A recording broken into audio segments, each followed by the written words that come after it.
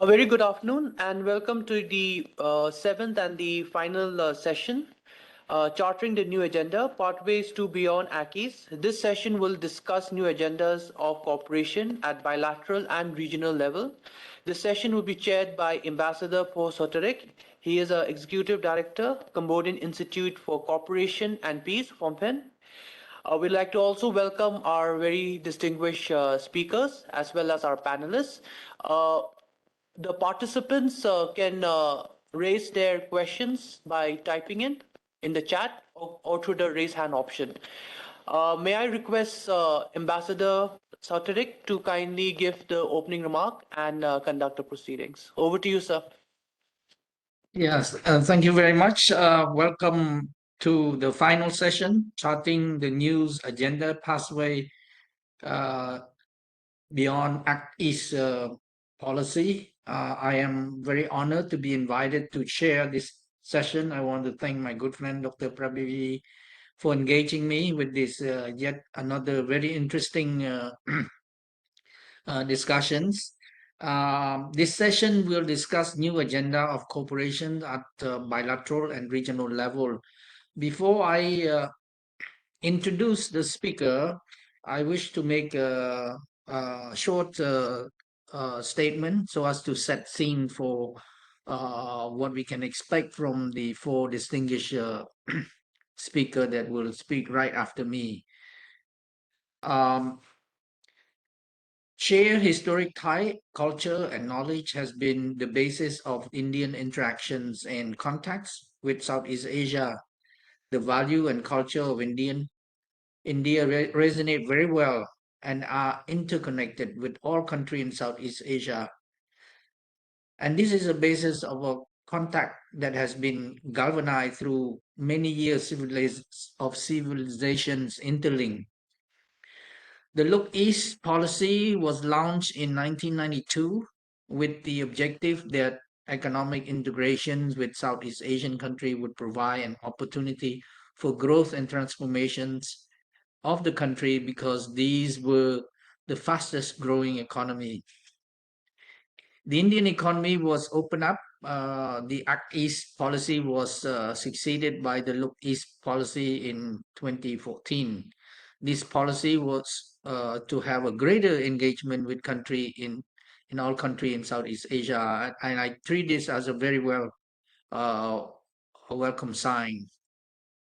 The Act East policy gave importance to economic cooperation, greater connectivity, and security tie by deepening from the traditional foreign policy imperative. This policy focused on removing the barrier and remoteness of the Northeast India. ASEAN and India continue to mark greater stride in formalizing their relationship during the span of time. Both sides elevated their dialogue partnership to strategic partnership during the 20-year commemorative summit meeting in New Delhi in December 2012. At the 25-year commemorative summit in New Delhi in January 2018, India and ASEAN have focused their strategic partnership on building cooperations in maritime domain. The year 2022, this year, marked the 30th years of ASEAN-India relation, and has been designated as ASEAN-India Friendship Year by the leader in October 2021. This trajectory verified that India and ASEAN relationship have developed smoothly from strength to strength, defining by a multitude of institutional mechanism, plans of action, sectoral level work plan for cooperative activity between the two sides. There has been a sizable increase in some aspect of trade relationship with Southeast Asian. However, I must say that Northeast Asian states have not developed as much. There are a plethora of presentation and discussion between India and Southeast Asia on numerous important area of mutual interest, and I like to name them so as to get everybody to uh, visualize the kind of diversity and various cooperation that's taking place.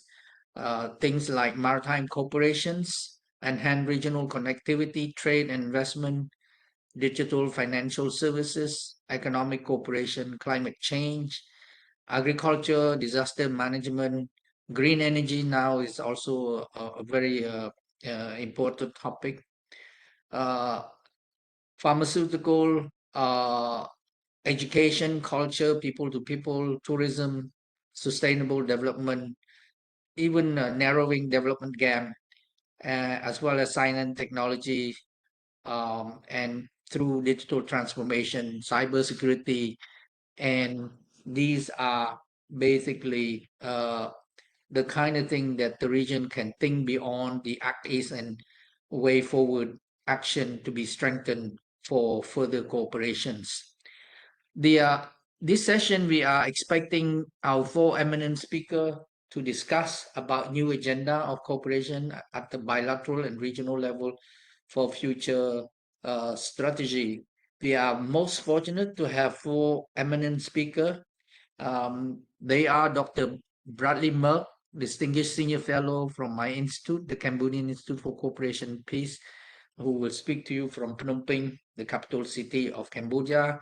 Dr. Sineenat Sermcheep, I hope I pronounce your name correctly, Assistant Professor from Chulalongkorn University from Bangkok. Professor and two speakers from, actually three speakers from from India, Professor Amita Batra, Jawaharlal Nehru University from New Delhi, and my good friend Dr. Prabir, the Professor ASEAN-India Center, OIS New Delhi, and Dr. Tuhing Subragiri, Fellow at OIS New Delhi. So I get a request from Dr. Bradley Murg to speak last, if you don't mind. So I would like to now call on Dr. Sineenat Sermcheep, Assistant Professor from Chulalongkorn, to take the floor and to give his presentation. Please, each speaker can have up to 15 minutes to make his or her presentations. The floor is yours now, Dr. Sineenat Sermcheep. Thank you very much, Mr. Chair, Ambassador Sothirak. First of all, I'd like to thank the organizer for inviting me to join this very important and interesting forum here. So for today, for my talk, let me start by sharing the PowerPoint. Okay.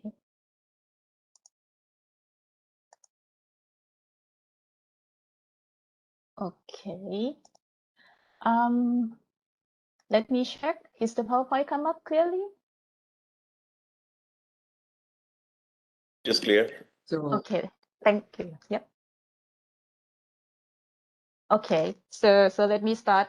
For my talk today, I would like to mention about what should be next in terms of the agenda beyond the Act East policy.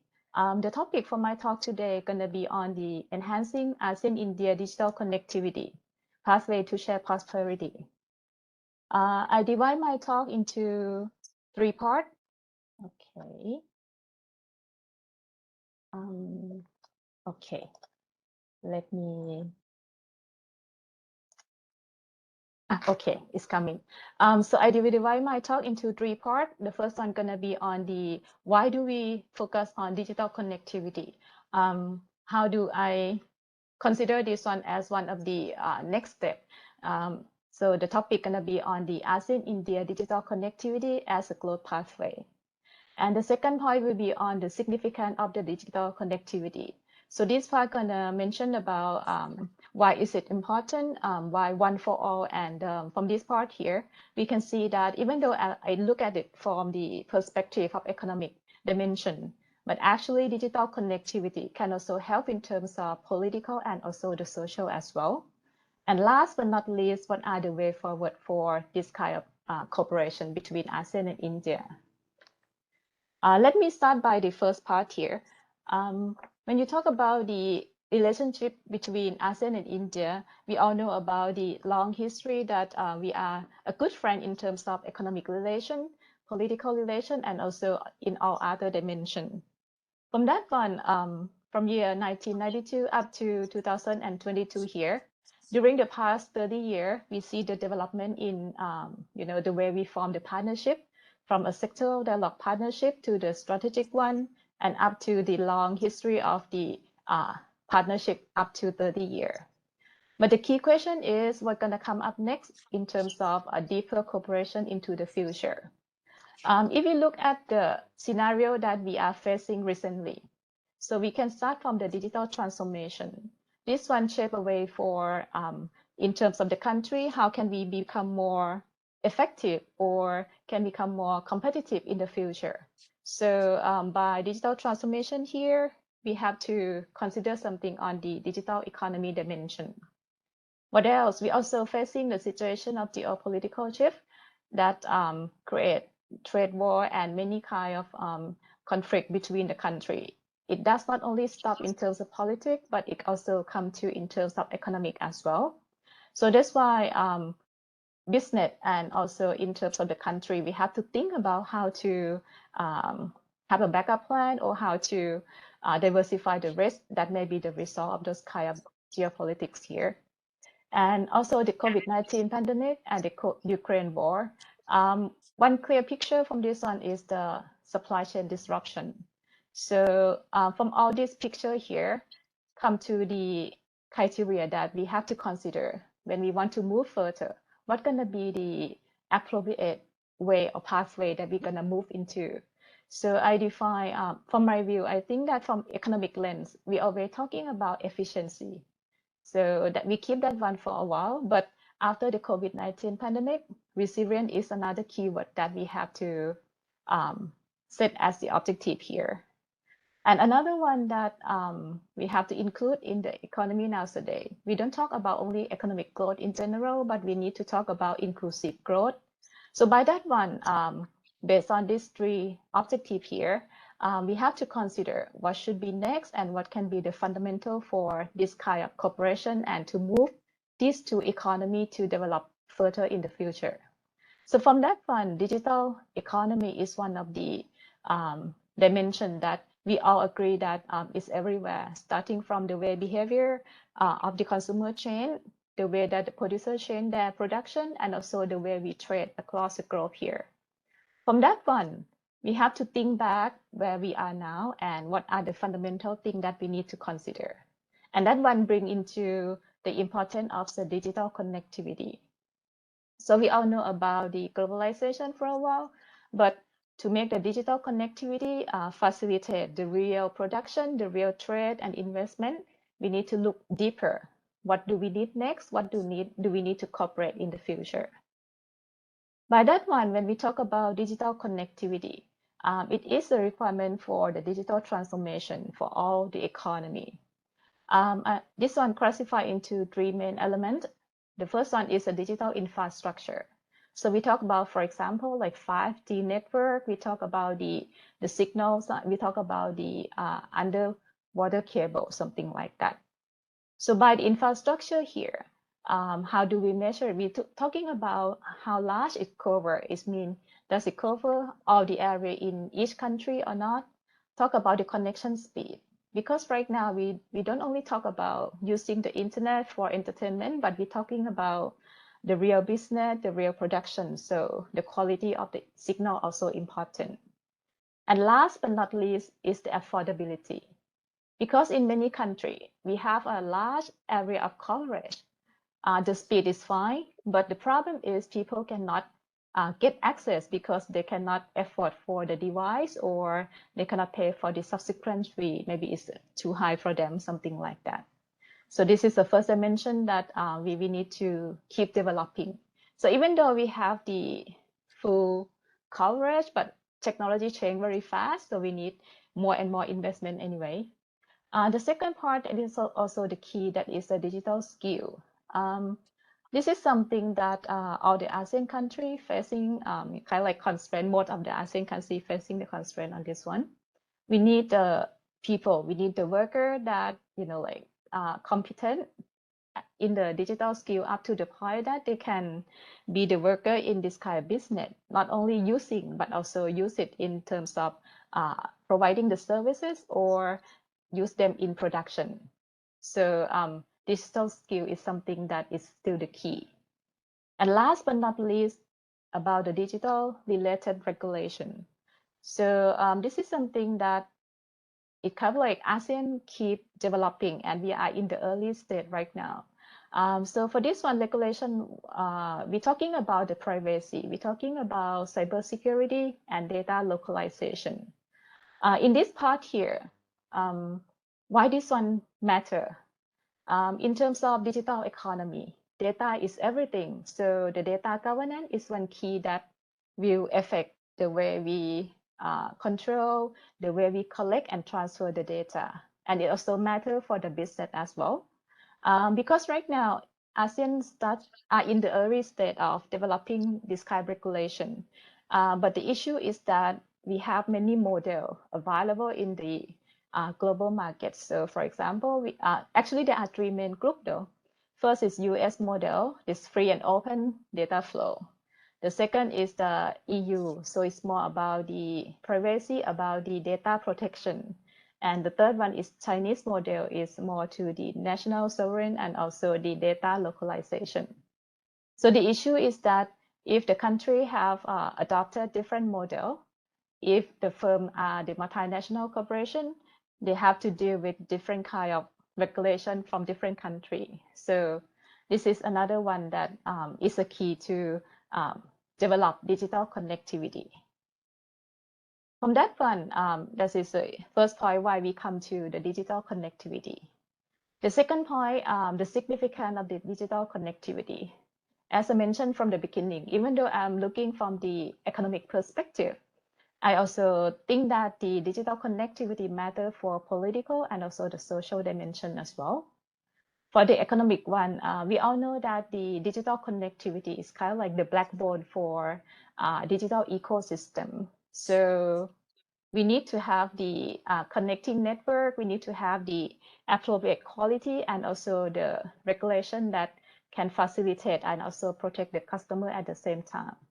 So by that one, if we have a better digital connectivity, it can help facilitate those kind of digital sector. You can name it, starting from like the startup, e-commerce, and all the business in the digital platform.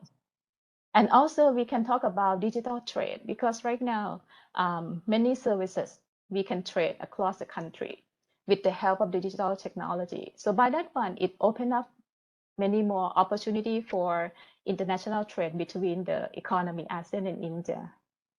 The second point for economic dimension is that if we look at the traditional business, the general import-export, two key activity or two key sector that we need, that is the financial services and also the distribution services. Digital can also help enhance the digital transformation for these two sectors. So we're talking about fintech, we're talking about e-logistics. So when these two develop, it means all the trade in goods can be developed as well. And last but not least, the benefit is not only within the digital sector, because right now they kind of like adopt digital technology. So for those traditional sector, they can adapt and they can become more efficient. For example, they can use like smart farming or the smart factory and so on. So with all these things here, these are the benefit on the economic dimension at the beginning. How about the political one? Because data is everything now. We can say that some people say data is a new oil. So if the country or if the economy have power to capture the data, have the power to control the digital architecture, so that is one form of the geopolitical power in current period as well. So that's why many countries try to, like set up the network, set up the, like standard in terms of the data flow. And for the social dimension, digital connectivity is another platform that can connect people to people. So with the development in this one, people in the two region can connect virtually. We can say something like that. We can recognize each other culture, history, and we can connect and communicate more. So it creates more understanding, and that can lead to a better flow of international trade and investment in the future too. From the first 3 points, both sides, ASEAN and India, can get the benefit and also create the international transaction between them. And also, if the two regions connect together, group two together, it's gonna be more attractive in terms of the global market as well. When they're connected, it can become the bigger area, and that can lead to more investment or more trade to this region. So those are the benefit that we can see from the digital connectivity. And from that one, if we look deeper, so from that part, we see that those are the benefits that we can expect. What should be next for the way that we move forward together? I think up to now, we see that we have many partnerships, and for example, like ASEAN-India partnership for peace, progress, and prosperity. And many in terms of the physical connectivity, we see the trilateral highway between ASEAN connecting to Thailand. We can also see other form of cooperation. Digital connectivity is, like complementary part of them, but what I would like to propose or mention here is that we can think about the more concrete in terms of the partnership. So we can think about something like the ASEAN-India digital partnership here in order to cooperate deeper digital connectivity and also with the other digital development. What do I mean here when we talk about deeper? So we can talk about the digital connectivity in general. Actually, the digital infrastructure itself, when we cooperate together, we create the more collaboration in terms of the business.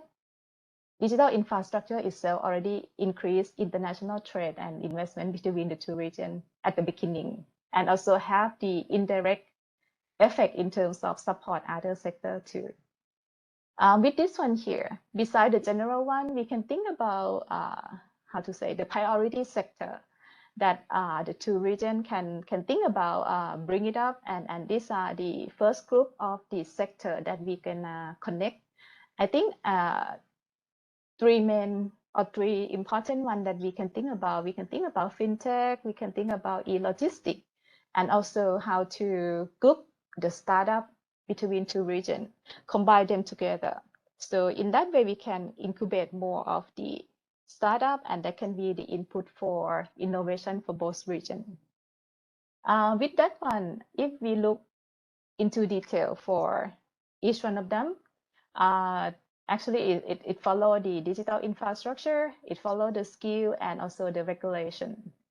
In terms of the digital infrastructure, since right now ASEAN, even though on average the digital infrastructure, we have the rank like above, on average above the average of the global level, but for each country we still have a different state of digital development. So with that one, when we combine together among the ASEAN country and India, we can think about sharing information on the digital infrastructure development, learning from the experience, maybe like some technology or some, like business who can construct or, like make the infrastructure that appropriate to that region or to that country. Another one that we can think about is the collaboration on the digital infrastructure business. Because of the experience from working on each economy, so they can understand better about what other country need, and they can join together in terms of the like business joint venture to invest in other country as well. So this is some kind of like cooperation that we can think about for the digital infrastructure. The third point, it is one of the key here as well.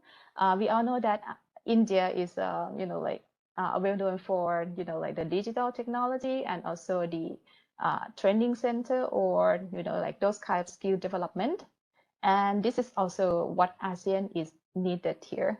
So with that one, the cooperation in terms of the capacity building on the digital skill can be set up and open up for, it can be like a student or even the interest worker from both region to connect and to train and get the knowledge from that one.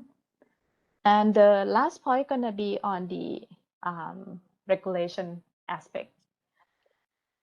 We all know that right now, like for example, like Thailand, we have PDPA, the Personal Data Protection Act. We have it for a while, but it just fully implemented this year. So, and many other countries is in the same situation. We are at the early stage of development in terms of the regulation. The thing is that it's kind of like the new thing for many economy as well. When we set up the regulation, we need to, like learning from them.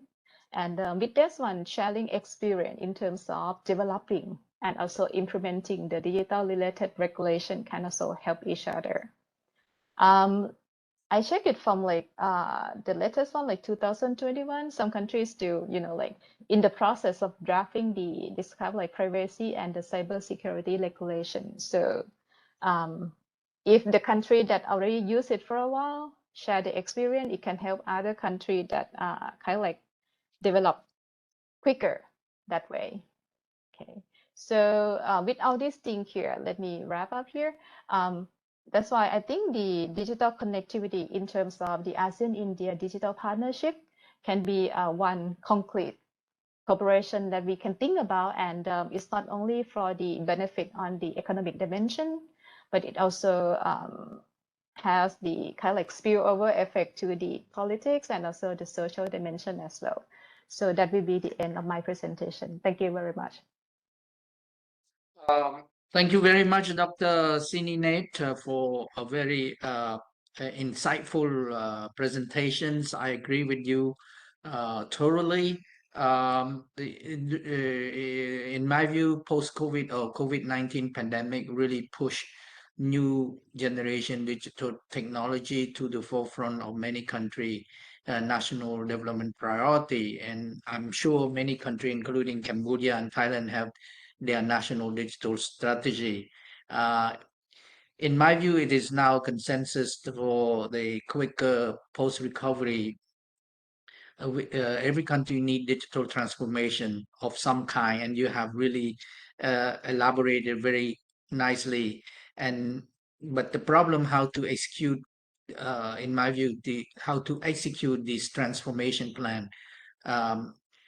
Whoever can execute it well will decide the growth performance of that country. In my view, also digital technology is undoubtedly the most dynamic among industry in the world. Today, R&D spending in digital technology is by far exceeding any other industry, and it is the technological advancement that constantly evolving, and you have to keep moving forward. And you have covered this aspect very well as well. The challenge, I agree with you, the many country face, it's digital infrastructure deficiency, human talent shortage, and also good regulations. All is very well taking notice. And finally, I really appreciate the way forward, your suggestion about ASEAN-India digital partnership, through which cooperation can be deepened.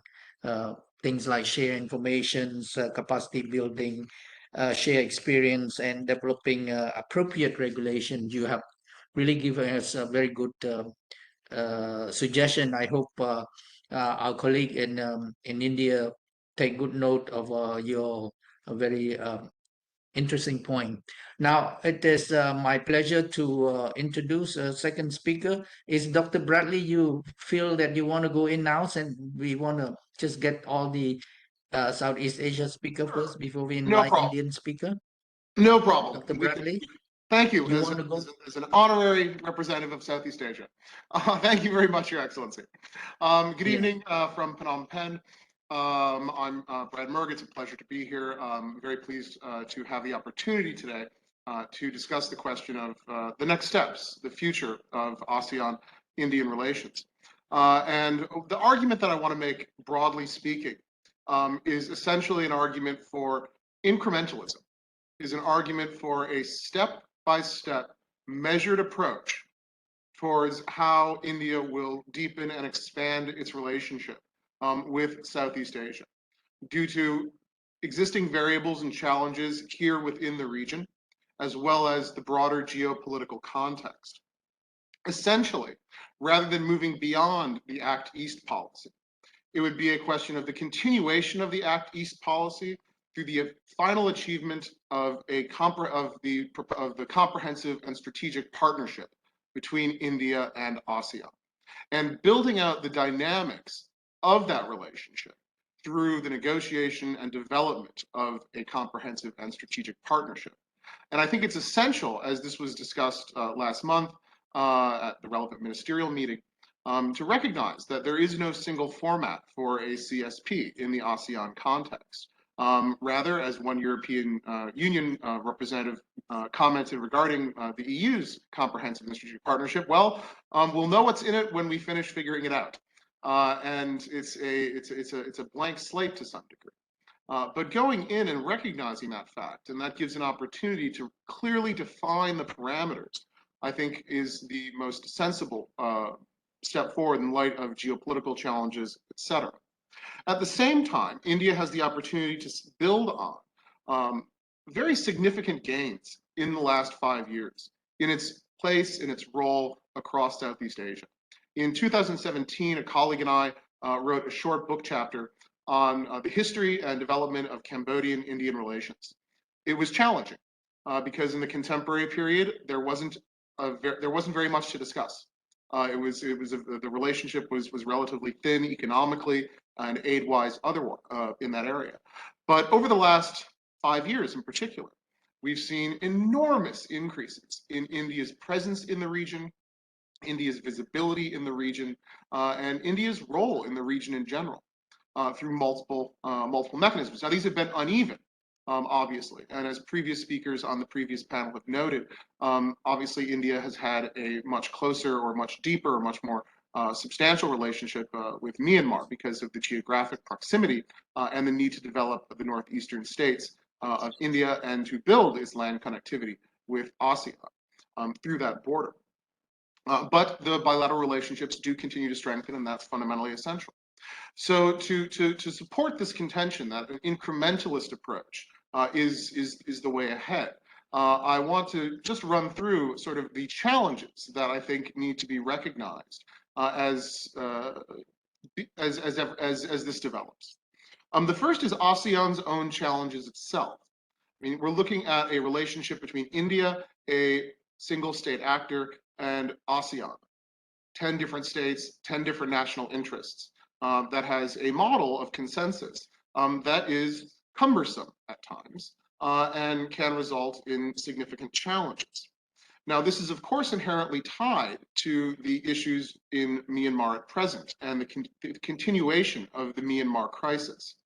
Obviously, the continuation of the Myanmar crisis is an enormous problem as regards developing ASEAN-Indian relations for the simple reason that it eliminates or precludes, until it's resolved, any sort of deepening cross-border land engagement. And thus we move into the question of maritime engagement being potentially the future. And at the same time, we see a Myanmar that, at least in my view, is looking more like it's consolidating rather than it's looking though it's going to fundamentally shift its approach. And this is something that will create challenges that will have to be addressed. At the same time, ASEAN continues to confront itself, its own maritime mainland divide, a divide that is increasingly growing, as we have continued development gaps between the CLMV states and others, as well as broader divergence in terms of democratization between the maritime states and the mainland and the mainland states. So we have to look at ASEAN as an evolving entity. An entity that's evolving in terms of its own practices, its own capacity, as well as its own internal challenges. And that really ultimately requires a very strong amount of attention paid to how ASEAN is developing and an organic development of a relationship rather than establishing preset goals that might not be met. Most practically, I think the strongest argument for an incrementalist approach, not declaring a new policy towards Southeast Asia. Yes, doing a CSP, but not declaring a new policy, is the obvious geopolitical challenges that India is going to confront in this context. And that, of course, is a reference to US-China competition in Southeast Asia, through which increasingly almost everything in the region is framed. And the practicalities of this are multiple. The first is that both the United States and China already have and will, as India's role continues to expand, attempt to construct the identity of India within Southeast Asia. I've spoken to diplomats, colleagues, folks from Southeast Asia who were very much supporters of Beijing, very, very strong friends of China, who've argued and said the entire Indo-Pacific concept is pointless. What's this Indian Ocean thing? Why are we even talking about this? Historically, we've been tied to China, blah, blah, blah. Obviously a fundamental misreading of history, enormously, especially here in Cambodia, where India's influence historically and culturally is overwhelming. But it is common enough on the ground and otherwise, and to see how Beijing has behaved in other contexts, that I think it's essential to recognize that China will attempt to frame India's role in a particular way. And at the same time, this isn't to particularly beat up on China, because the United States will very likely try to do the exact same thing, but in a different manner. It's already been made abundantly clear that as the Quad develops, the United States, and to a lesser extent Australia, increasingly have framed the Quad not just as a security alliance, obviously, but obviously as having an economic role, but basically trying to deal with the fact that they will not be able to do dollar per dollar with China, but rather if you view the Quad as a collective whole, then it matches or could exceed Chinese aid and investment in the region. And that will be a challenge for India to deal with. How does India define itself independently of being defined by the Americans as part of the Quad, or being defined by China as not really acting in its own territory, or in another sense, even possibly going along with the security question, et cetera. So this raises I think the $25,000 question of is there a model to which India can look? And initially when I was examining this, and as the more and more I've thought about it over time, I mean, the first thought is the one state that has successfully managed to have a significant presence in Southeast Asia, yet maintain its autonomy and the perception of its autonomy, has been Japan. Japan is obviously part of the Quad as well. However, Japan is very, very much viewed in a separate way from how the United States is perceived here. It is obviously a very close American ally, but because of Japan's 30-year presence in Southeast Asia, its enormous levels of investment and aid, I mean, the ubiquity of JICA and its role in the Asian Development Bank, Japan has an enormous history on which to build to differentiate the image of Japan in Southeast Asia. India, having come to the table somewhat later, doesn't have that to fall back on in terms of defining its own role and being able to look at and point to decades and hundreds of billions of dollars having been spent. So India is here without really a model. South Korea is potentially, although much smaller, but with an increasingly large impact in the region, is one that could be a potential place to look for lessons learned and how to move forward. Thus, as we move ahead, where should this go? What are some potential, at least next steps to move ahead with? Obviously, bilateral relationships are burgeoning and are growing, and these do need to be balanced out in terms of ensuring that there is engagement across the board with ASEAN. There's significant engagement with Vietnam. There's more and more engagement with Cambodia, obviously Myanmar historically, but building out relations in the maritime states in particular, in the Philippines and Indonesia, and deepening those ties as much as possible through economic integration and the development of supply chains will be fundamental. On the question of foreign aid, I'd really like to echo Dr. Uma's presentation on the last panel, which I think made an absolutely brilliant set of points as regards how India should move forward on its development policy in the region, particularly with regard to transparency differentiating itself from China and BRI. And we can see that India already has a very workable model here. Here in Cambodia and in the other CLMV states plus Thailand, Mekong-Ganga cooperation through its quick impact projects have had significant impact. It's been done slowly, yes, in many cases. More projects have been agreed to than have been completed. But at the same time, the overall efficacy has been strong. Yet still, there is a gap and a need to ensure greater public awareness of India's role and India's developmental role in the region and the role of Mekong-Ganga cooperation in light of the fact that there are 12 other competing greater Mekong sub-region cooperation mechanisms. However, looking at that as a basis, at least for mainland Southeast Asian engagement, is a positive way forward in my view. At the same time, I think there is one additional positive, one additional frame, one additional way that we could perceive India in a very effective way, which is framing India's role in Southeast Asia as genuine South-South cooperation. Real South-South cooperation. This is a concept that Beijing has increasingly appropriated for itself, yet hasn't really gained an enormous amount of traction in light of China's economic position, etc.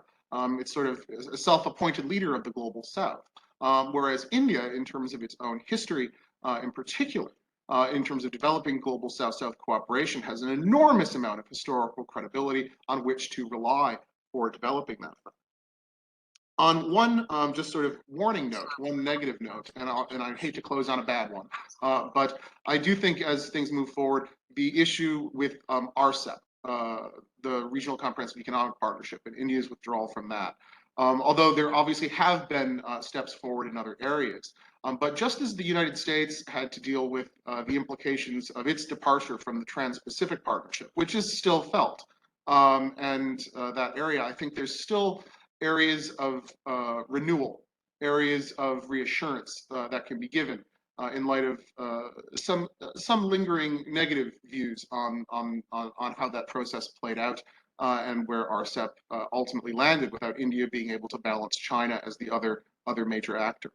Well, that is one small bit of bad news. Broadly speaking, India is in an excellent position to build out its relationship, to continue the Look East policy, to develop a comprehensive and strategic partnership with ASEAN that is framed and defined by India itself in collaboration with ASEAN, through making sure that the ASEAN outlook on the Indo-Pacific and India's IOIP are in sync, are harmonized. And as AOIP in particular is clarified, and as the concept of ASEAN centrality is more greatly clarified, this will provide openings and additional areas for India to demonstrate its commonality and its very unique role as a state that is genuinely committed to building a multipolar, multilateral system, and a country of sufficient size in terms of both population, economy, et cetera, and continued growth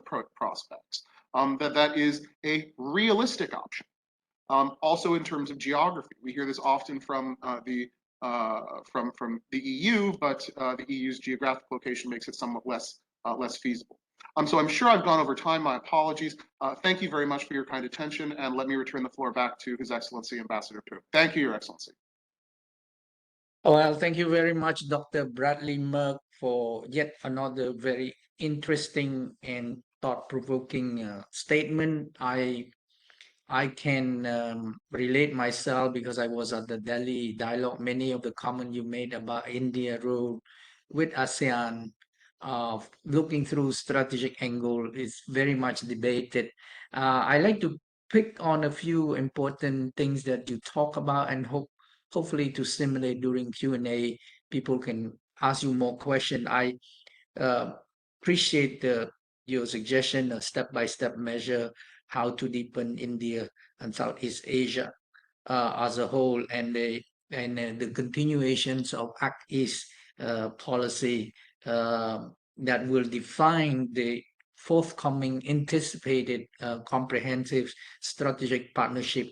At the Delhi dialogue, the foreign minister have delay India the status of comprehensive strategic partnership along with the United States. There is a lot of talk about it that this by the end of this year, ASEAN and India can reach some kind of consensus on these issues, and India can also graduate to the next level in terms of strategic engagement. So, and I really appreciate the question you placed. What is India place and role in Southeast Asia in a broader context, and looking through challenges being ASEAN, 10 country, very diverse consensus, cumbersome and sometimes problematic. You very well cited the Myanmar crisis. However, you also mentioned maritime and mainland Southeast Asia divided. You did not mention South China Sea versus the Mekong, but I wanted to perhaps steal that from you. I know what you mean. I think this is issues that India will have difficulty in navigating through this divide between maritime state and mainland Southeast Asia. But I really appreciate what you suggest in terms of when you make some suggestion as to what's next step. The revitalizations of the Ginga Mekong Cooperation definitely is a must do, and I really have nothing else but to emphasize that if India can reinvigorate this scheme, India can win a lot of heart and mind of the Southeast Asian, particularly mainland Southeast Asia. A negative note on Outset. I was there, and Dr. Prabir probably remember the talk about these issues, but India still have some domestic issues with regard to Outset, and that's why it's not India does not sign on to it.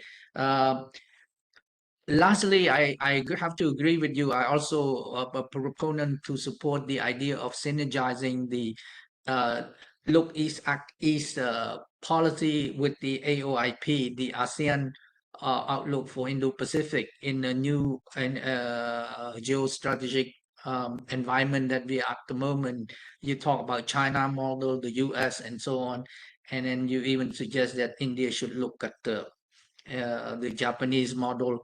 All very relevant, all very very good. I hope the team in India now, the organizer, take seriously your suggestion. So I wanted to thank you so much. Now let me have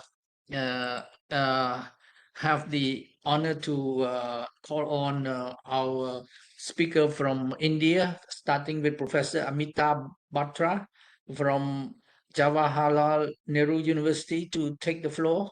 Professor, please. Thank you, Ambassador. Thank you. Thank you both to the ICWA and the RIS for inviting me today and giving me this opportunity to express my views. I think I was in the morning when I looked, I had, the opportunity to sit for some of the sessions.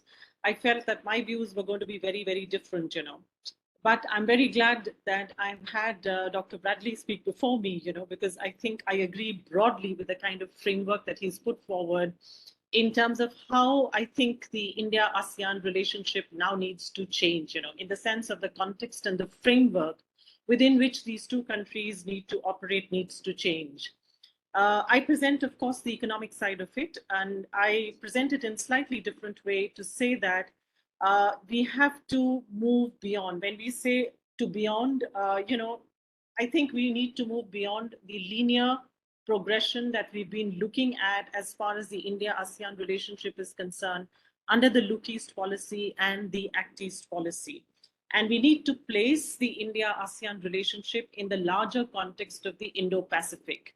I think it has to be the Indo-Pacific that has from now on to become the anchor framework for these two. I don't want to say two countries. ASEAN is, of course, a set of countries, and India is a single country. The problems that have been pointed out by Dr. Bradley, very, very valid, But I think it's very important, given the kind of relationship that we have been, everything that has been talked of yesterday, today, the base that we have to build on that and move forward in the larger framework as far as Indo-Pacific is concerned. I think the economic framework there provides us with just the right kind of pillars at this point of time in the geopolitical context, as well as in terms of the developments that we've seen more recently. I think I will give you 2 or 3 reasons for I just have 3 parts to the argument that I provide here, or the observation that I make here. And my first is, that of course, in the first stage, when we moved from, when we were onto the, when we kind of embarked on the Look East policy, India in 92, 91, 92 had just started with its liberalization program, and at that time, the relationship between India and ASEAN seemed to be just appropriate for India to be able to gain in terms of the experience of the ASEAN countries as far as the process of liberalization was concerned. It was a fruitful, coming together of 2 regions that had thus far, 2 countries, India and ASEAN, that had thus far been, in different parts as long as the, conditions of the Cold War existed.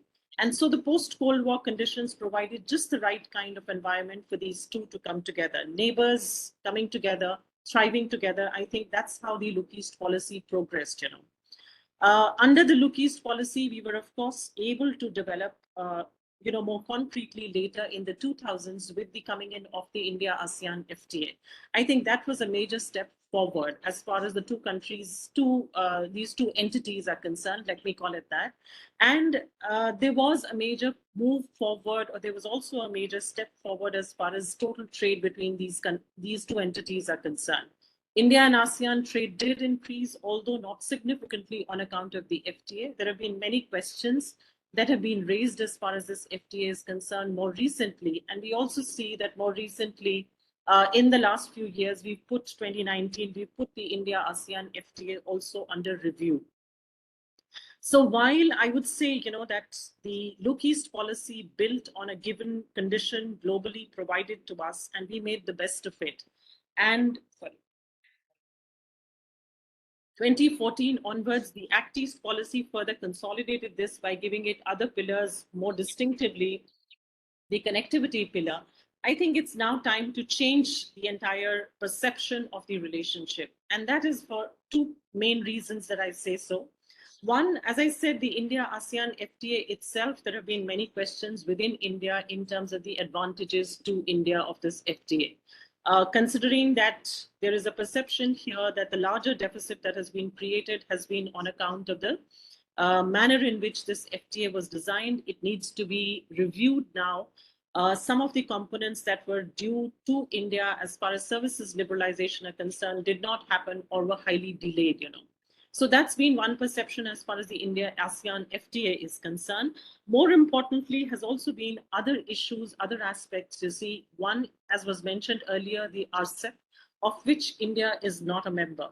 The other that we also see as far as some of the ASEAN countries are concerned, being ASEAN as well as the East Asian countries as members, Japan particularly, is the Comprehensive and Progressive Trans-Pacific Partnership, that is the evolved CPTPP, So as far as the ASEAN countries are concerned, they are members of regional trade formulations that India has not chosen to be a part of, at least till now. While as far as the RCEP is concerned, we hope that India will take advantage of the opening that the observer status provides it with, as well as the, the non-existence of the waiting period that's valid for the other countries. The advantage that India has in that sense, if we were to take advantage of that, I think the joining the RCEP would only be a wise step as far as the Indian economy is concerned. But till the fact or till the time that we do not have India joining the RCEP, India is not party to the regional trade formulations. And here we have another alternative trade formulation that is being provided to us by the Indo-Pacific Economic Framework, And I think it is here that India as an ASEAN can find a joint interest, in terms of where the region or the world is placed today, post-pandemic, post-Ukraine. And that is in terms of the necessity, one, in terms of supply chain resilience that needs to be built, where of course the ASEAN countries have a certain kind of expertise, a certain higher level of value chain integration that India does not have as yet.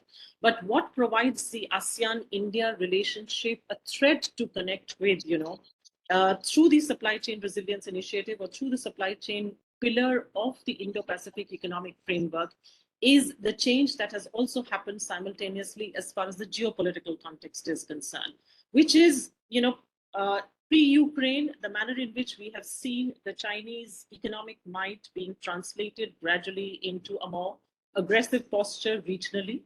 The kind of changes that have happened now during and as the Ukraine war progresses in terms of the Chinese stance, how the other countries are reacting to the Chinese position as far as Ukraine crisis is concerned, and how I think the regional economies are in a fix to be able to, or first time being placed in a difficult situation of having to make a choice, between the United States and China, which has never been so. They found the anchor in United States as far as the strategic context is concerned, also to a certain extent as far as the economic context is concerned. And while they have moved forward with their economic integration, progressing with China as well, given the global context that we see as far as China is concerned, I think ASEAN would find it of interest to take forward the supply chain initiative in the larger Indo-Pacific economic framework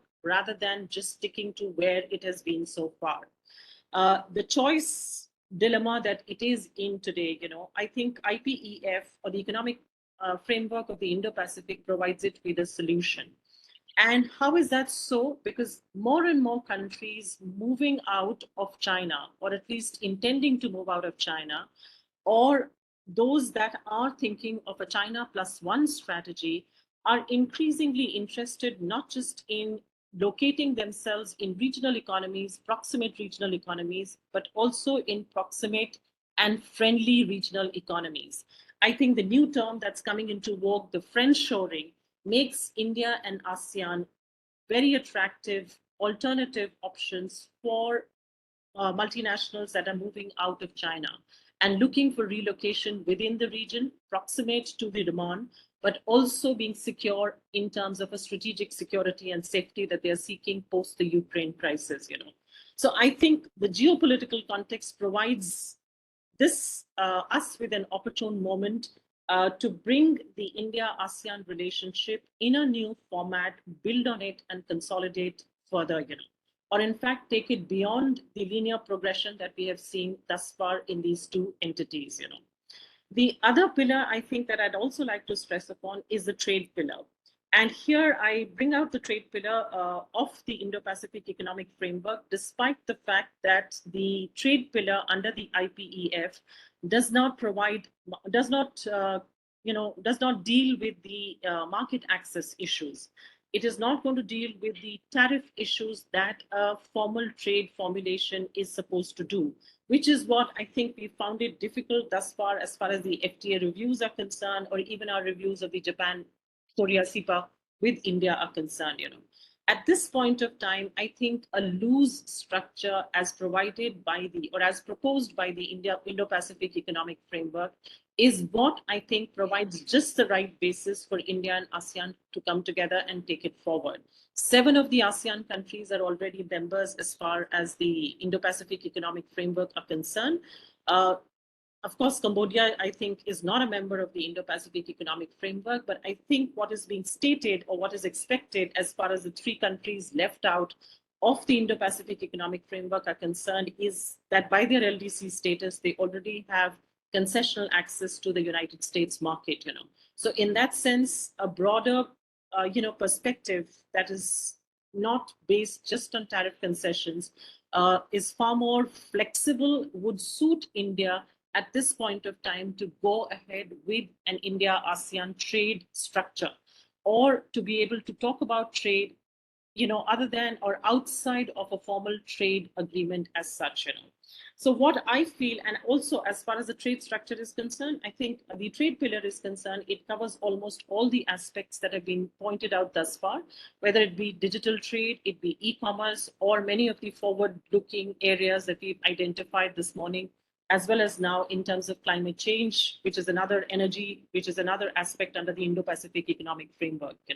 So I think, I'll close with this saying that we need to visualize the India-ASEAN relationship today in a different context that is shaped both by the geopolitical changes that have happened in these recent months, as well as in the recent last couple of years.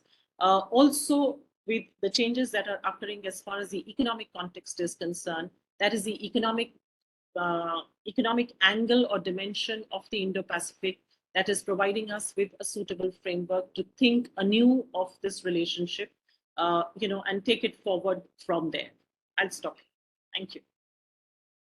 Thank you very much, Dr. Amita Batra.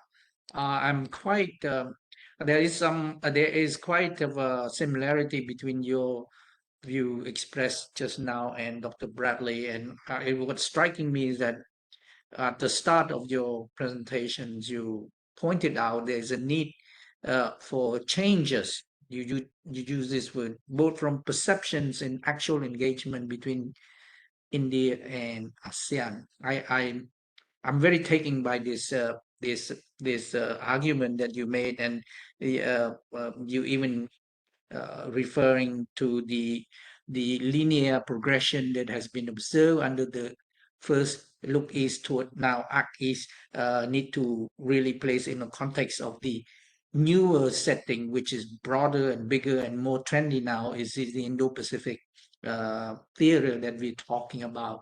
And this bring US-China rivalry right into perspective. I really appreciate that the view that you make, and you have made also that this India and ASEAN a next phase, or perhaps a new form of engagement, should be looking through or placed in the context of post-COVID pandemic, and also the post, you even mentioned the word post-Ukraine conflicts, although Ukraine is still, we're not sure what it's going to add up, but I think India engagement Ukraine is also very interesting. If we have time, I'm sure people will ask you more questions, but I'm just very intrigued by your view. The thing that I think that you make at the very end is you call for a new context of ASEAN-India, and have to be placed in a different context. Namely, you refer to geopolitical context, US-China rivalry on the one hand, and trade issues that you also eloquently. I wanted to add my view. I was at the Delhi dialogue. I believe that India can be a bridge, between US and China, particularly help ASEAN in in uh, in surviving or withstanding the bifurcated pressure from take sides, China and US. These things need to also place in context. I see India as a way, and that's why I'm the proponent who support that India should be upgraded. I call for ASEAN leader to think of India as a bridge, to help ASEAN balance better between US and China. I think you make it very striking, your point about there have to be a new way of thinking between India and ASEAN. So thank you very much, Dr. Amita, for your insightful view. Now I wish to call the last speaker, Dr. Prabir, a professor in the ASEAN-India Center, my good friend, to make his statement. Please, Dr. Prabir, the floor is yours. Okay, I have to unmute. Right?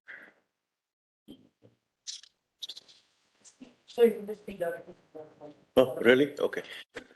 Thank you very much, sir, for the invitation.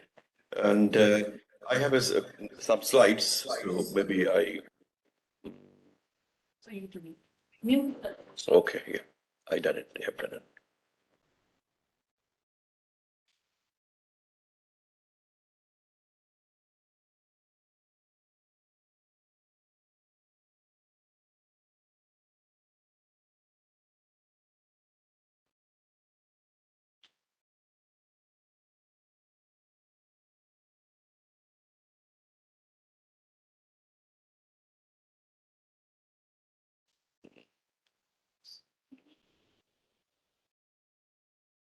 It's slow. Yeah, I muted. Yeah, I can go there. Thank you. Sorry for the interruption. I'm the last speaker. This is a paper um, uh, written with my colleague at RIS. The last paper in the last session, the charting the new agenda of ASEAN-India cooperation. So I'm not going to present because of the time constraint the entire paper, and in solidarity with RIS and ICWA collaboration for the students in the conference, I will restrict only to coming out with the pathways, the subtitle of the session, the pathways to beyond Act East. Now, when we're discussing with the ICWA Joint Secretary, Madam, a few months back, she was interested more into that can we do something going beyond Act East? Can we do going beyond ASEAN? So more focus of this ongoing conference was originally thought to give the bilaterals and going beyond ASEAN. So ASEAN as an institution. So bilateral 10 Southeast Asian countries, we have many progress, many development, but still we can upgrade or scale up our engagements with them. So this is originally thought for today's the conference theme.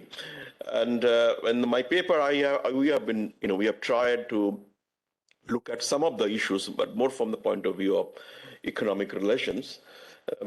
So how do I go about?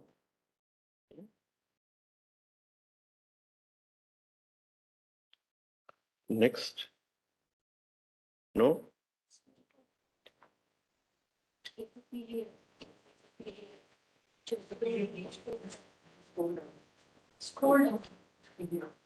No, it is not working.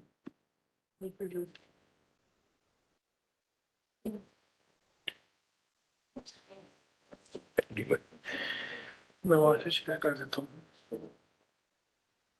Hang हो गया आपका system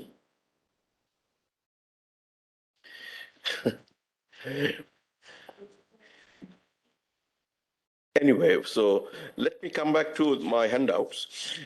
What we thought to, in the beginning, that what the relation between India and Southeast Asian countries at the bilateral level and also at the regional level.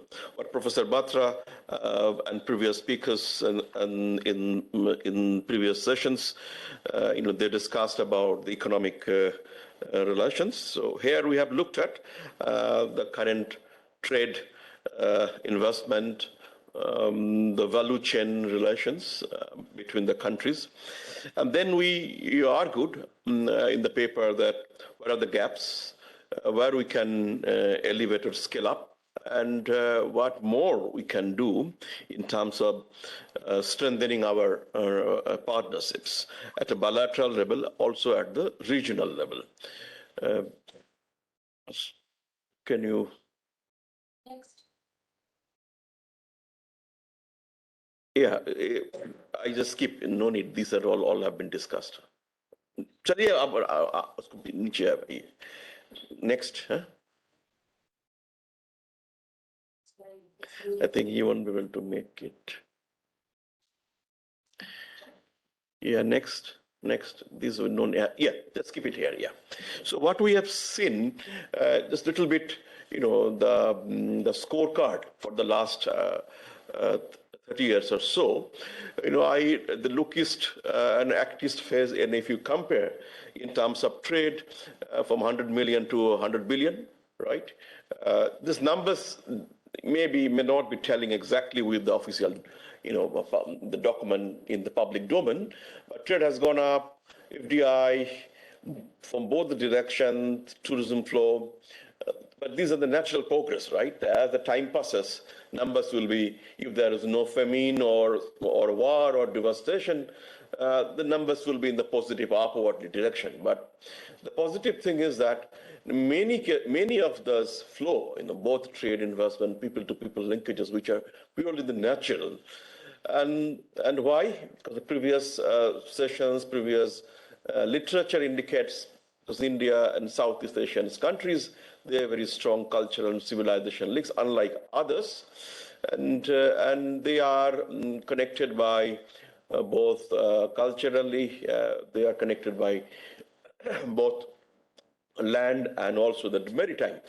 So over 30 years, we have seen a relation started in 1992 when India joined a sectoral partner, and we have come to 2022 as a comprehensive strategic partner.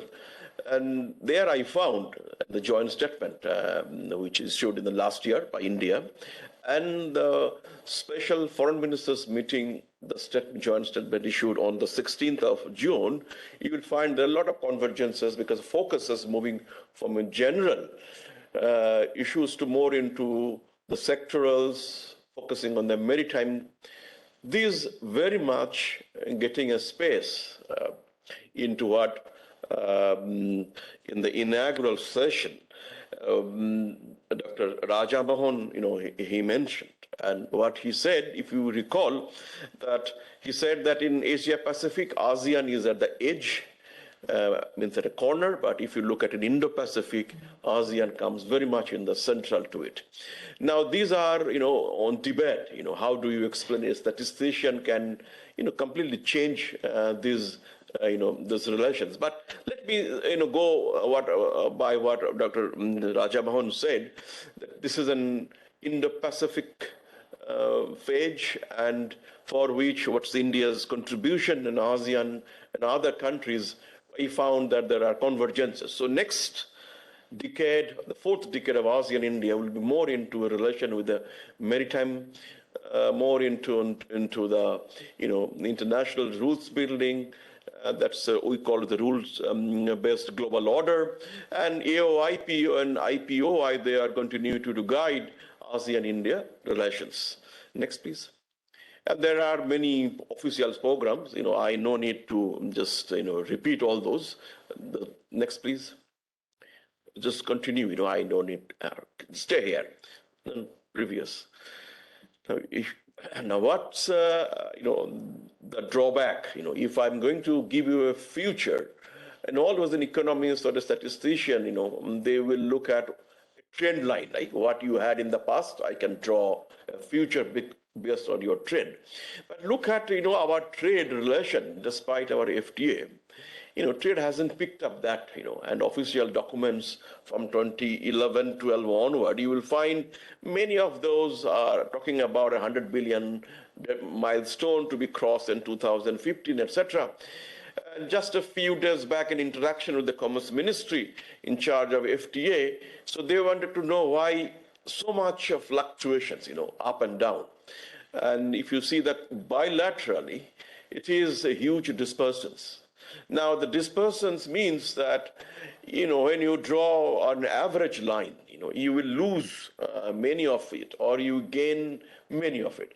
The countries like, Brunei, Cambodia, Laupedia, we could not do, Myanmar could not do much. Economists and, others, commerce people will tell there's a market issues, not many buyers. But if you look at Vietnam, is a great example where Vietnam was similar like what the Cambodian Laupedia today.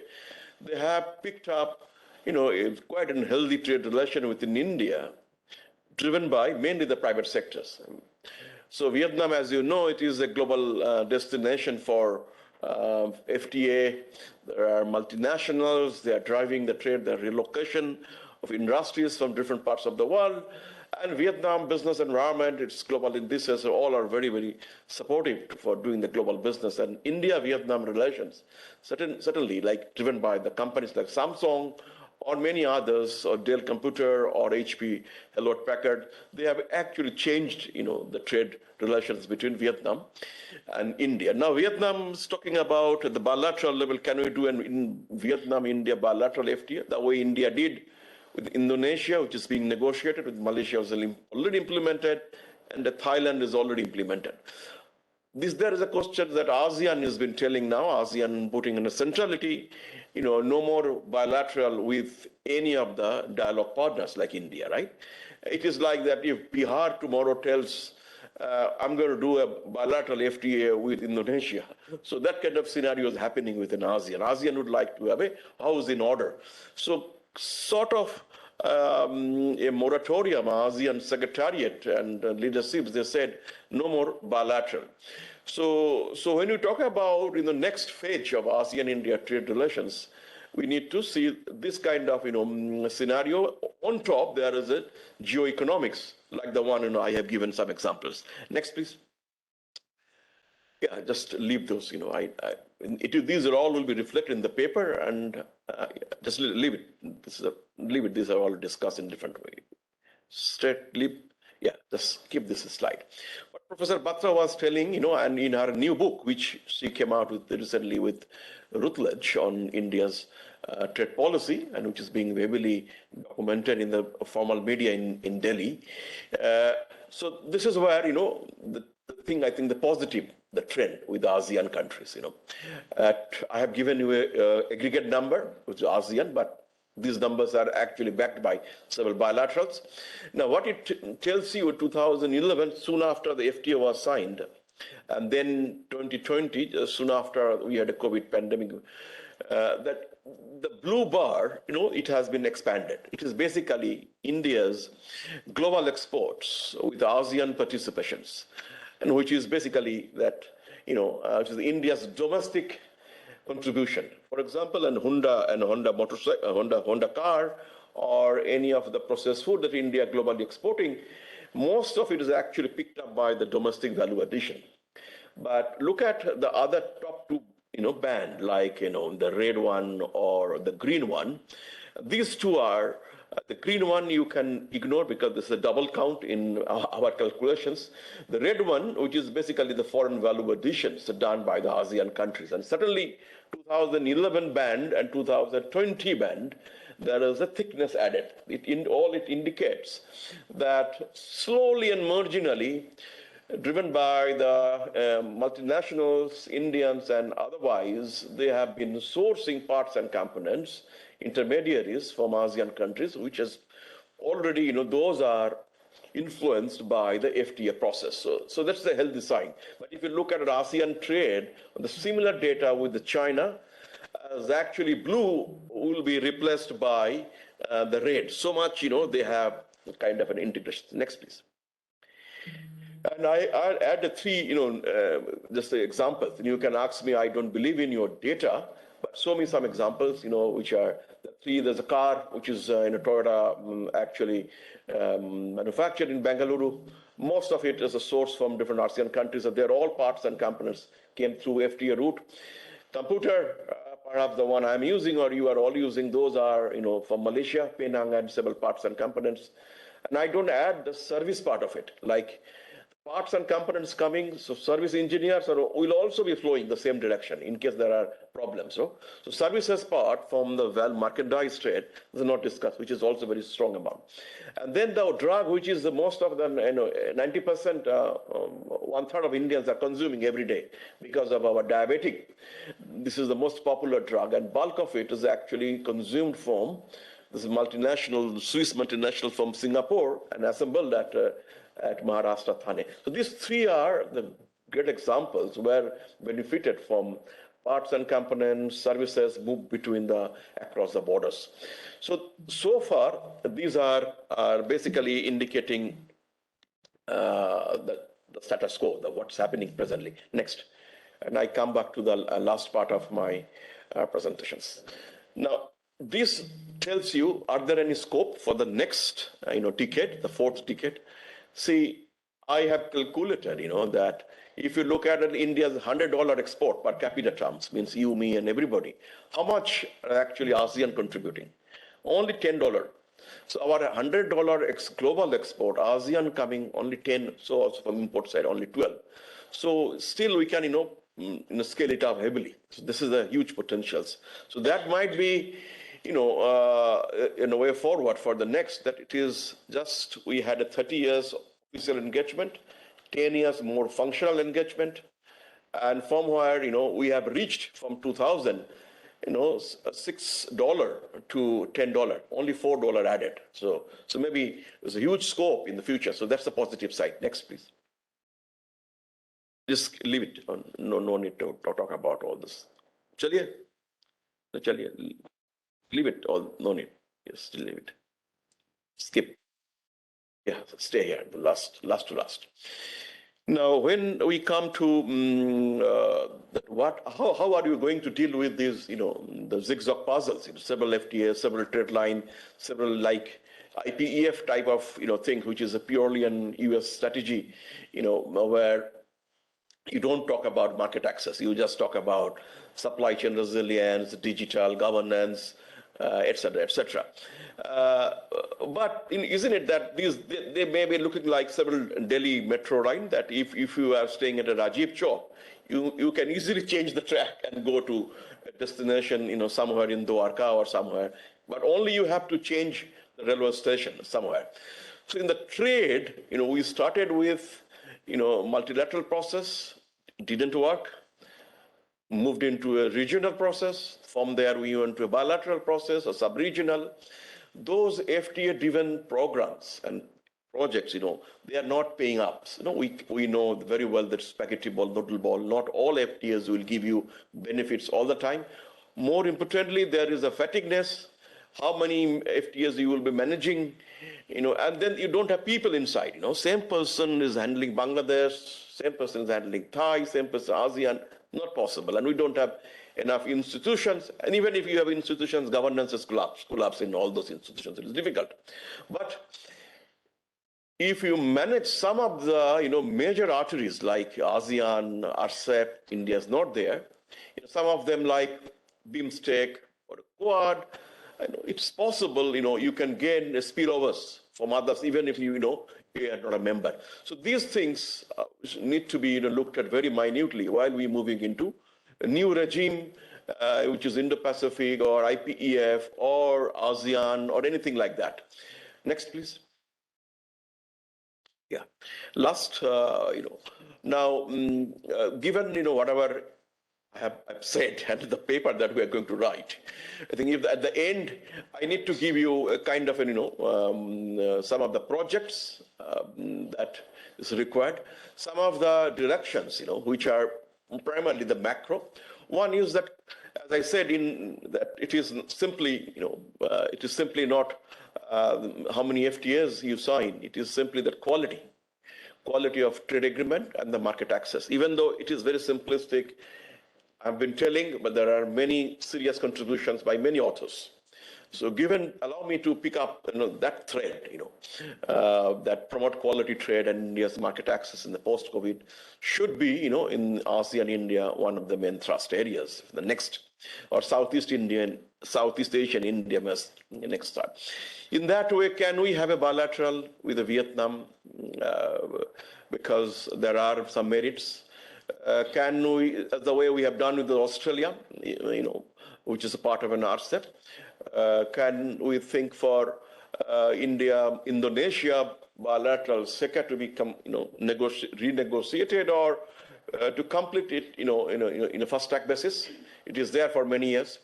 Point number two, that what previous speakers and the presenters last year said and today said, that look, the gains are more if you strengthen your B2B, business-to-business linkages. Government take a little back step and allow private sectors to do more business.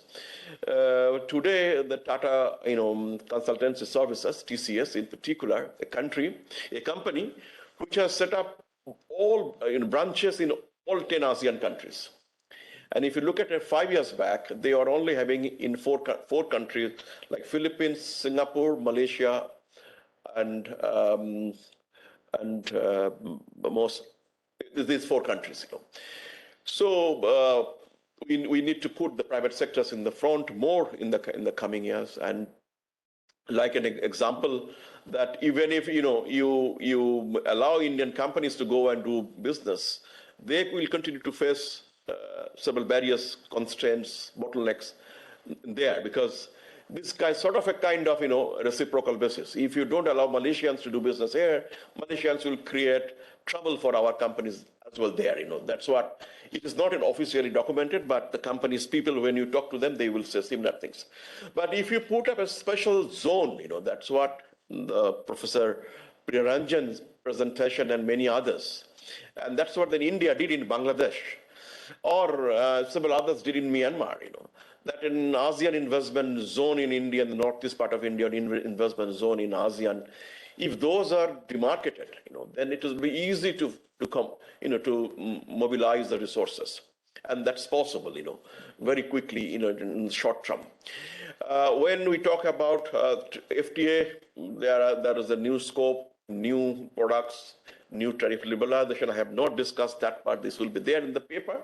This is very, very complicated. At the moment, ASEAN countries and India, the chair is Indonesia for FTA renegotiation is concerned, they yet to reach consensus on the scoping of the FTA negotiations. So, and scoping is not yet negotiated.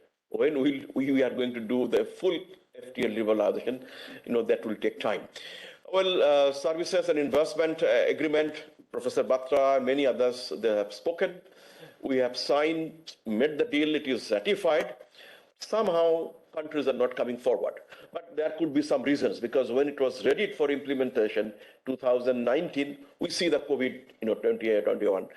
Probably we have a chance here to, again, to implement the services and investment agreement.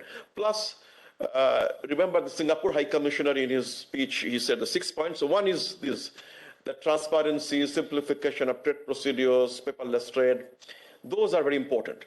Just to add for the discussion, after the conference or any other days, kindly go back and see there is the rules of origin, we call it. You don't have to go in details. But during the COVID time, to stop third country goods via ASEAN to India, India introduced another kind of a barrier. It's called Karotar, which is ASEANs are not feeling comfortable, which is the additional customs arrangements to prove that the goods that you are exporting from ASEAN to India, it is really genuine, coming up with an ASEAN-Indian FTA value addition norms. So this is basically a kind of an, restrictions that India has unilaterally imposed only on the ASEAN countries, which they are not feeling comfortable. That's what I'm trying to do. ASEAN so far has not yet, come out with any reciprocal arrangements.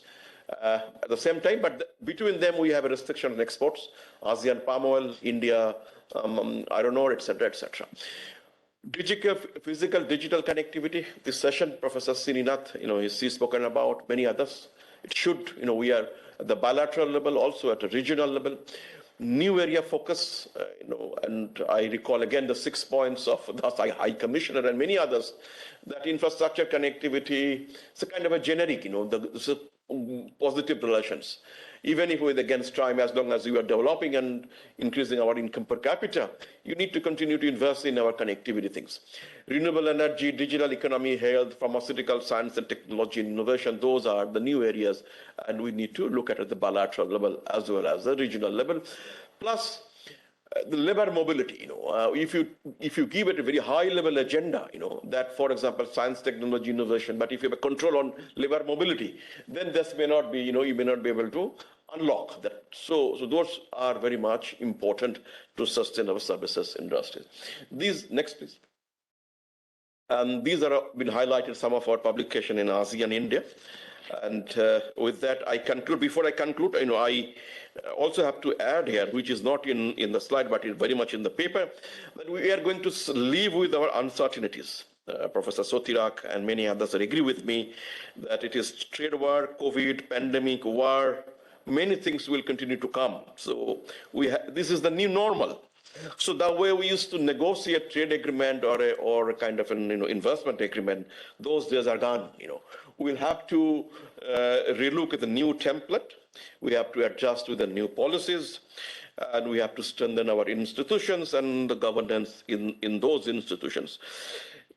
We have a milestone, like a net zero agenda. So certainly, ASEAN countries and India, they are vulnerable to several disasters, tsunami, climate change, rise of water level, etc., etc. So if those, becoming taken very, very important, areas, prioritized areas for the ASEAN countries and India as well, we'll be doubting, how the FTA will work. So to conclude that next decade, the fourth decade of ASEAN-India, the approach should be more, for more inclusive, and not just traditional areas that we have worked, and more into the new areas we've highlighted here and also in the paper. Thank you very much. Thank you very much, Dr. Prabir. Again, I particularly appreciate you bring us back to the so-called traditional way of looking at the relationship between India and ASEAN from both bilateral and regional approach that you were making. And definitely we have to congratulate both sides for enhancing, however small it is or however step by step it is. It's still going in the right direction. Like you were saying, the Look East, Act East have produced enormous gain and positive upward looking trajectory. But and then you really, your conclusion is quite heavily tilted toward looking at trade rather than other more pressing, more concern, in my view, issues. But I'm quite pleased to hear your ending. I thought that you would stop without talking about uncertainty and the need for new template, the new thinking about India and ASEAN relation. But you covered very well. One thing that I like to perhaps for you, Dr. Prabir, is that when you talk about trade, economic interaction between India and ASEAN, you need to look at what China do to ASEAN. You need to look at what Japan do to ASEAN.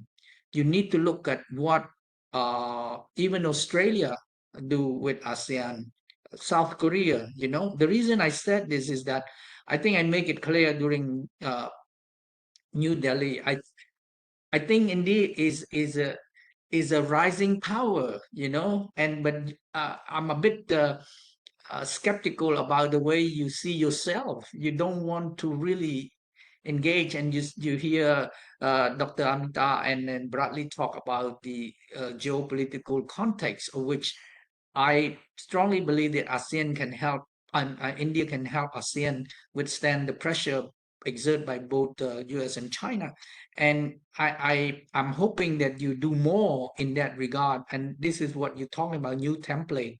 This is you talk about new way of introducing and then making India more feel more as a big brother that can also help ASEAN, in this new context. But anyway, I think all the speaker and our speaker from Thailand also talk on a very important topic, which is digital transformations. India can do a lot for ASEAN. I hope to see more of that. But I noticed that now we're running out of time. I don't know what arrangement you want to entertain some Q&A. I leave it up to you. Can someone help me from home base? Help me. Ambassador Sothirak, there is a questions in the chat box. Yeah. You may like to pick it up and give it to someone among us who could like to give an answer. Yeah, I'm not very good with webbacks, Yeah. where is it that these things, Yeah, I was the relying on question your side to help me navigating the Q&A. Yeah, there's a questions by Dr. Prabir, if I pronounce the name properly. See, he has been telling Can the speaker see that question? I don't know how to. I said I'm a bit illiterate with webbacks. I don't know there is a question to any of the speaker, but please do feel free to respond, because can you who's this one? What's the question and to who they ask for? Can that individual speaker go directly and address these issues? Yeah, the question is not directed to any particular person, but perhaps Dr. Bradley and Professor Batra or Professor Sineenat, any of them or all of them, maybe half a minute they can deal with it. So, Dr. Bradley, you want to go first? Sure. I don't. You see the question? I'll be very brief because I simply reject the premise of the question that the Indo-Pacific concept automatically undermines ASEAN centrality. If there is one part of the world that has full justification for being part of both the Indo and the Pacific, it is ASEAN. ASEAN is literally central between the two.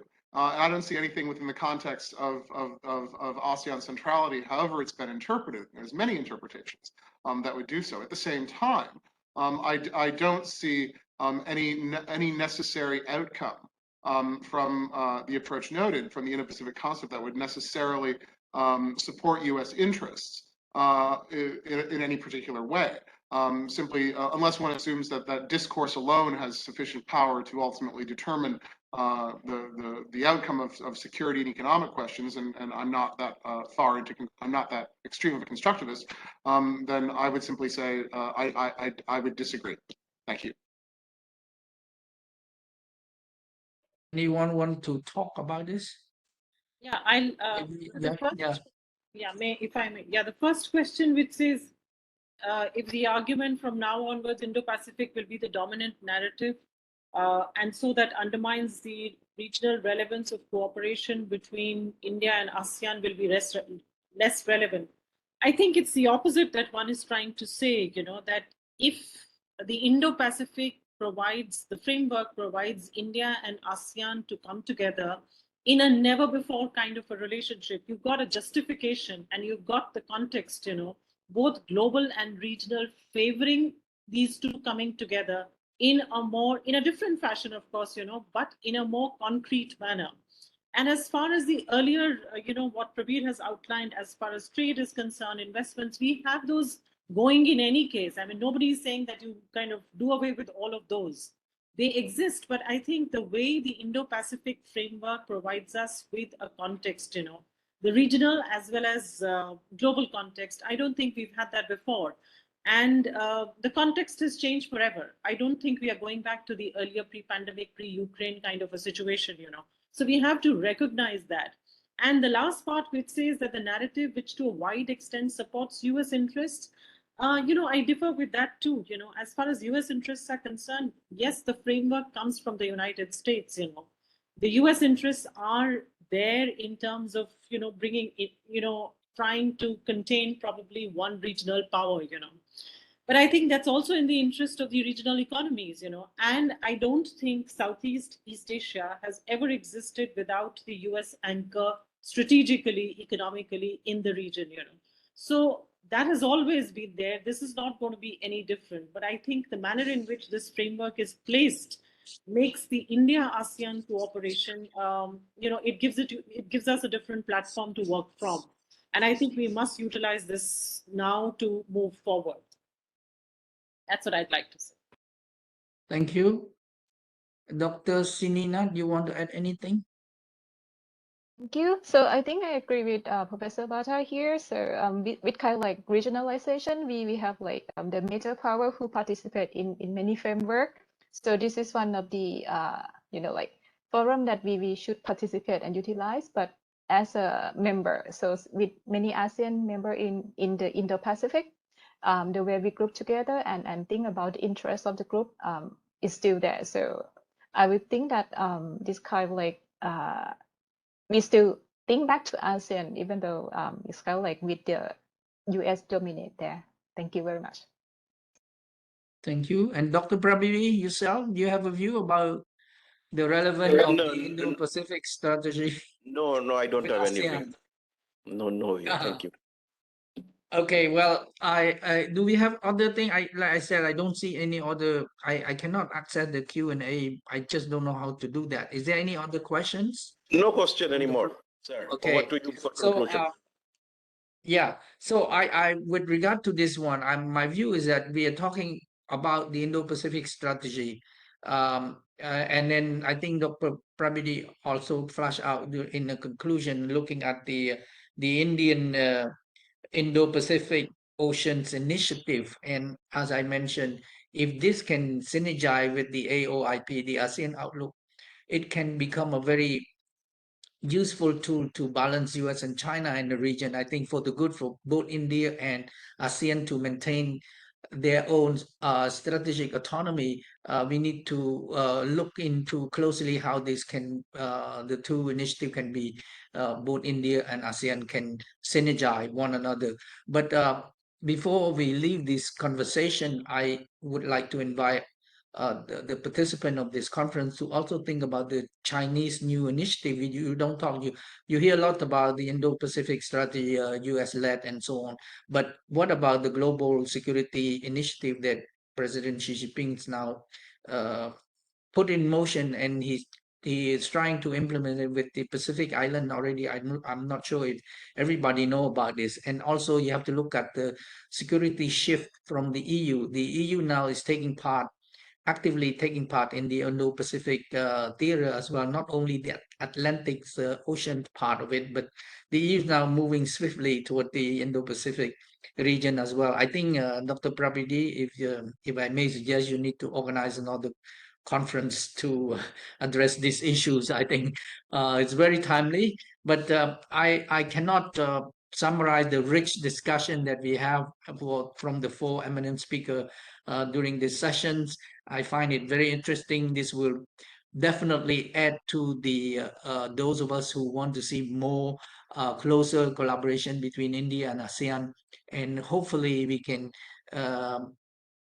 collaborate together to maintain our interests, either bloc interests, ASEAN, or individual interests like India. But nonetheless, we really appreciate the view expressed by the four distinguished speakers. I have no other things to add on to it, but to congratulate everybody, and particularly Dr. Prabir and his center for being very active. I seen him doing a lot of conference, which is very good, and each time he engaged me, so I appreciate it very much. If there is any next things that you need to do, please let me know. By the way, from Phnom Penh, Dr. Bradley and me, we heavily involved with the so-called US Mekong Partnership. I sent the program to you, Dr. Prabir. We finished the first day, and then the next day, this is a new Mekong is a new battleground between US and China. Now we try to, my institute is trying to also balance the two, you know. Mekong also a recipient of the Lam Chang Mekong Cooperation from China, which is very aggressive. So anyway, do you have any final word? I leave it to you, Dr. Prabir, and I thank you for the opportunity to share this session. I want to thank again the four speakers who shared their interesting view. Thank you, sir. Thank you very much for a brilliant moderation. Thank you very much. Okay, so are we done here? Yes. All right. On behalf of ICW and AIC, we would like to thank the chair and our panelists for this session. Before we conclude, we would like to have the vote of thanks. First, I would request Dr. Nivedita Ray, Director of Research, Indian Council of World Affairs, to propose the vote of thanks. Distinguished panelists, participants, a very good evening. We have now come to an end of this very engaging international conference to commemorate 30 years of India-ASEAN relation, a collaborative effort of ICWA and ASEAN-India Center RIS. In these 2 days, we had very productive deliberations, and some excellent recommendations were made by panelists. So at the end of very successful conference, it is now my pleasure to propose a formal vote of thanks. At the outset, I take this opportunity to thank ASEAN-India Center RIS, in particular Dr. Prabir and his team for their support and contribution in jointly organizing this conference. I would like to place on record our sincere gratitude to Honorable Minister of State for External Affairs, Dr. Rajkumar Ranjan Singh, for delivering an insightful keynote address.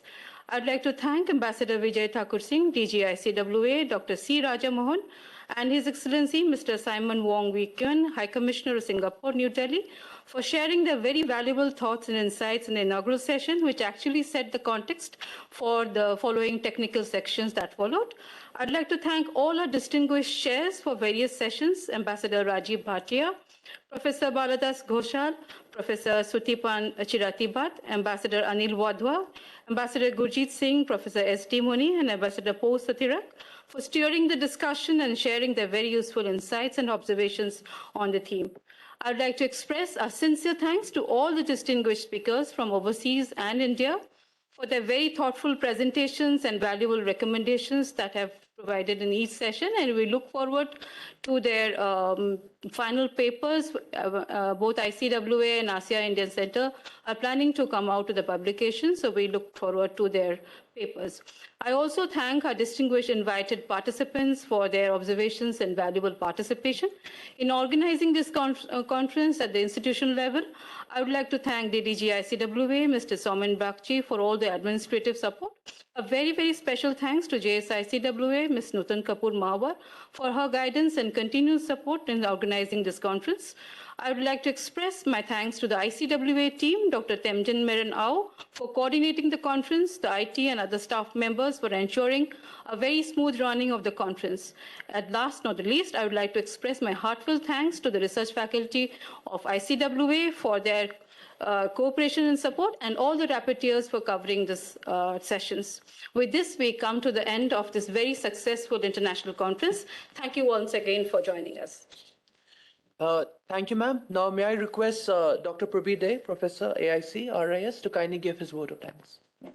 Thank you, Dr. Temjin, my good friend. I'm not going to take much of your time. We are very exhausted. So we are grateful to ICWA. This is the second major collaboration with ICWA and ASEAN Center at RIS. Of course, RIS and ICWA have been collaborating for many, many years. They are the two organizations of the same ministry. And the MGC collaboration with ICWA on Mekong cooperation in 2020, and we came out with the volume, and still, I have many live memories. And I think while we're going to wrapping up this conference, we take it decision that maybe we are going to have another publications out of this conference, as the research director, Dr. Ray said. 75 years, this year we are celebrating India's independence. We call it AKAM, Azadi Ka Amrit Mahotsav. And it coincides with 30 years of ASEAN-India relations. And we are commemorating the 30 years at an organization which was set up in 1943, Indian Council of World Affairs. Dr. Bradley, this point to be noted. We are sitting in a place which was set up in 1943, before 4 years before India's formal independence from the British India. So we are really excited, to have these 30 years commemorations at this correct organizations and correct place. And for the last 2 days, we had many interesting sessions. Not just trade and investment, the traditional one, also on many new areas, including security, strategic areas, and the way forward. And there were 30 papers just a symbolic for 30 years. Of course, from out of 30 years, there could be some more papers from the book form. Please contribute. I believe there is a decent honorarium, for your contribution. Look, 25 years from now, in 2047, right?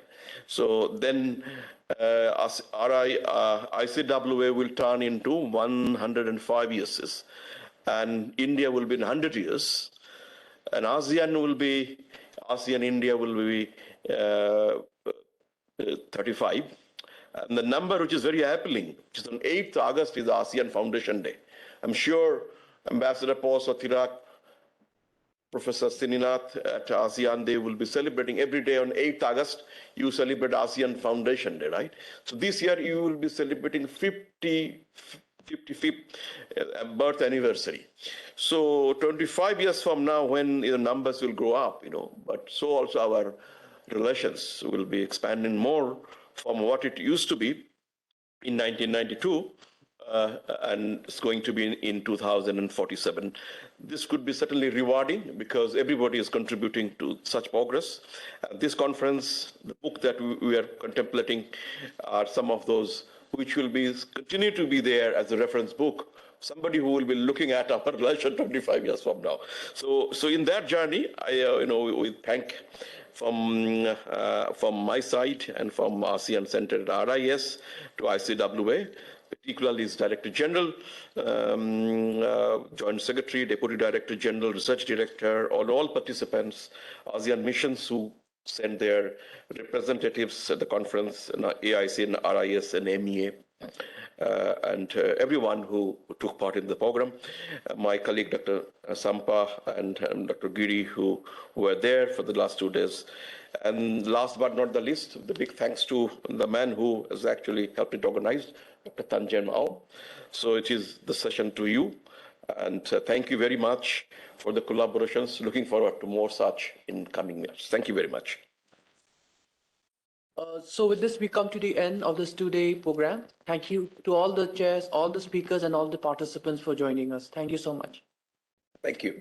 Bye-bye.